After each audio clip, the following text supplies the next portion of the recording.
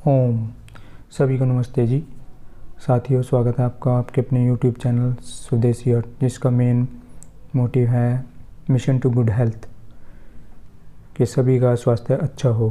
साथियों, जैसे कि आपने मेरी पहली वीडियो में जाना था कि हमारी रसोई एक रसोई नहीं, एक औषधालय है, जिसमें हमारी बहुत सी औषधियाँ होती हैं जिन्हें हम अपने जीवन काल में प्रयोग करते हैं, जैसे हल्दी, जीरा, अजवाइन, धनिया और भी बहुत सारी। तो साथियों, आजकल जैसे हमारी नवीनतम रसोई है, उसमें हमने आजकल औषधियों के साथ साथ कुछ जहर भी रखे हुए हैं। यहाँ पर मैंने एक शब्द प्रयोग किया है, नवीनतम रसोई, क्योंकि पहले और प्राचीन काल में रसोई में ये जहर नहीं होते थे। इसलिए साथियों, हमारी नवीनतम रसोई में जो जहर प्रयोग होते हैं, आज हम उनके बारे में जानेंगे। सबसे पहला है चीनी। चीनी सब खाते हैं। आज कोई घर होगा जिसमें चीनी का प्रयोग नहीं होता। तो चीनी जहर कैसे है वो बताते हैं। चीनी बनाने के लिए ना एक फॉर्मेलिन का प्रयोग किया जाता है। Formalin, formaldehyde. केमिस्ट्री के स्टूडेंट होंगे, उनको बहुत पता होगा इसके बारे में। अगर केमिस्ट्री के अनुसार अगर हम किसी को 0.5 मिलीग्राम फॉर्मेलिन दे दें तो उसको स्वाभाविक है कैंसर की बीमारी लग जाएगी। कितना? 0.5 मिलीग्राम फॉर्मेलिन कितना घातक है। मतलब अगर 1 किलो चीनी खा ली तो 0.5 फॉर्मेलिन खा ली। तो साथियों, कैंसर तो होना स्वाभाविक है, और साथ ही साथ जो चीनी खाते हैं उनको शुगर भी बहुत जल्दी हो जाता है। तो साथियों, जो पहला था हमारा वो है चीनी।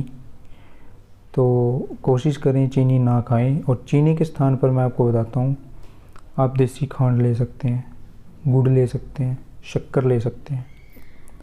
तो आपसे विनती है, रसोई से चीनी को निकाल के खांड, गुड़ और शक्कर को स्थान दे दें। जैसा कि पुराने टाइम में चीनी बहुत कम यूज होता था, इन्हीं खांड, गुड़, शक्कर इन्हीं को प्रयोग में लाया जाता था।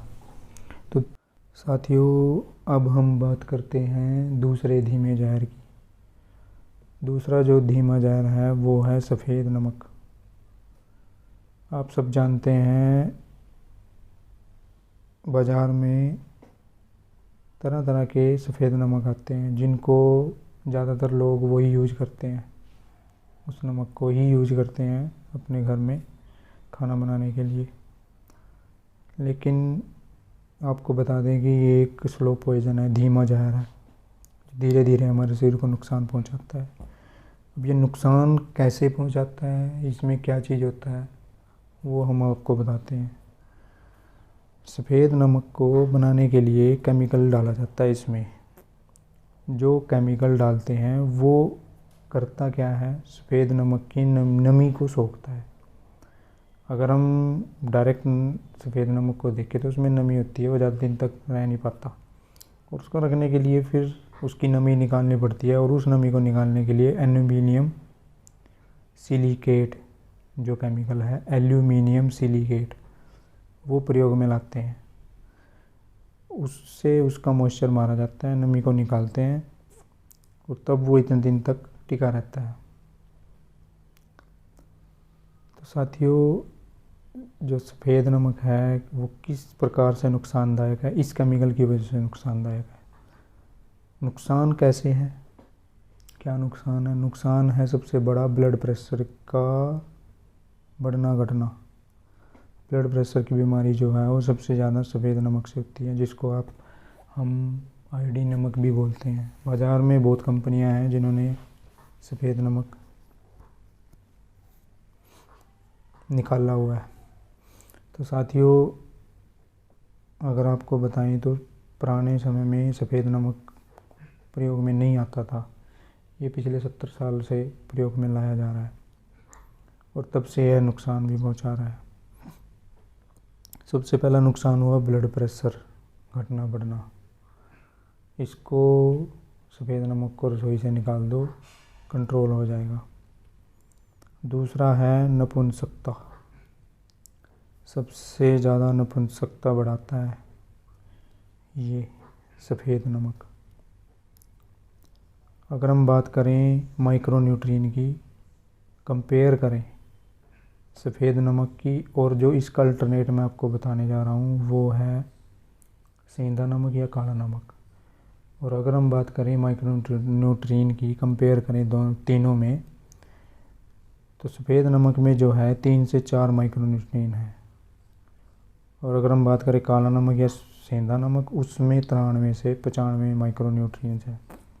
अब फैसला आप कर सकते हैं कि आपने कौन सा यूज करना है, कौन सा आपके लिए लाभदायक है, कौन सा नुकसानदायक है।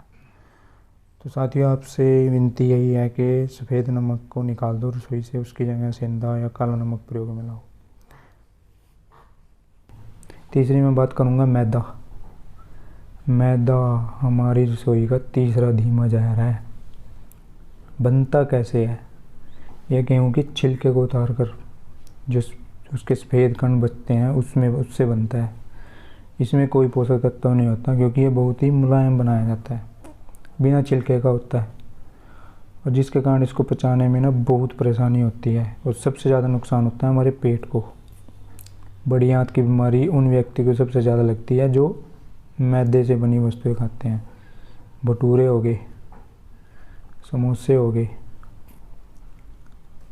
और नान आजकल बहुत खाते हैं।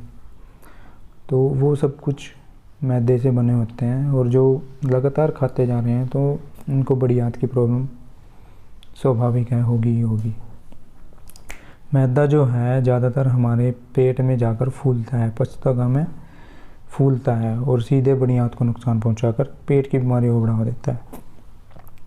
तो साथियों, इसको भी प्रयोग में ना लाएं, और इसकी जगह मोटे अनाज का आटा प्रयोग में लाएं। हाँ, जैसे मोटे अनाज क्या हो गया हमारे पास, जैसे मक्का हो गया, मक्की की रोटी, चना, और आजकल जो चल रहा है बाज़ार में आ रहा है मल्टीग्रेन, उसको लाए। तो और अगर नहीं वो ला सकते तो सीधा गेहूं का आटा मोटा पिसा हुआ वो खा सकते हैं आप। तो साथियों, मैंने बताया कि 3 जहर स्लो पॉइज़न हमारी रसोई के। तो कृपया इन तीनों को आप जो मैंने बताया, जिन से रिप्लेस कर सकते हैं अपनी रसोई में रिप्लेस कर लो, ताकि आपका स्वास्थ्य बना रहे। और जल्दी ही अगली वीडियो में मिलेंगे, और अगला विषय होगा हमारा वीडियो का कि वात पित्त कफ। बहुत ही अच्छा इम्पोर्टेंट विषय है, इसके बारे में चर्चा करेंगे, इसके बारे में बताएंगे कि वात पित्त कफ होता क्या है।